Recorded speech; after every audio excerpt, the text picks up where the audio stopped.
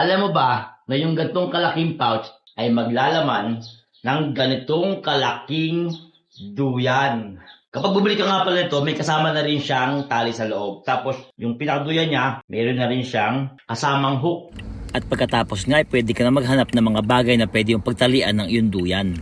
At pagkatapos ay ikawit mo na yung duyan mo sa magkabilang dulo. Tapos ayun na, may instant duyan ka na pwede ka na makapagpahinga. Ayan, 5'6" yung height ko. At ako ay tumitimbang ng 67 kilos.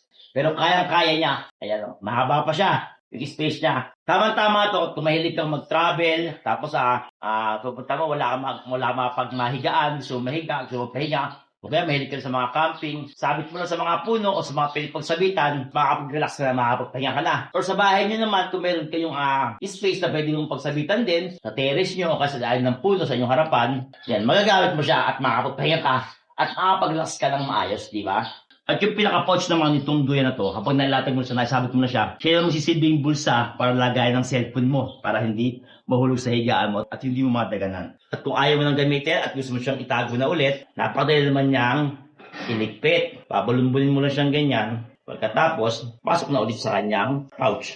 Yung tela niya, hindi siya mainit sa katawan. Manipis siya pero presko at matibay. Kaya mahilig ka mag-camping, mahilig ka mag-duyan-duyan. So, ayos na ayos sa ito. Ayan, so balikin niya na ulit siya. Ganyan kalit lang ulit siya. Kapag naligpit mo na siya, madadala mo na kahit saan. Pwede ilagay sa bag mo, diba?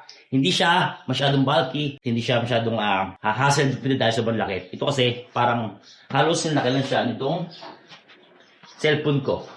O, diba? Kaya yan, kaya kung gusto mo rin ng ganitong duyan, ilalagay ko dyan sa yellow basket, i-click mo na rin yan para maka-order ka nito kasi mura-mura lang to, baka maubusan ka pa. Check out na.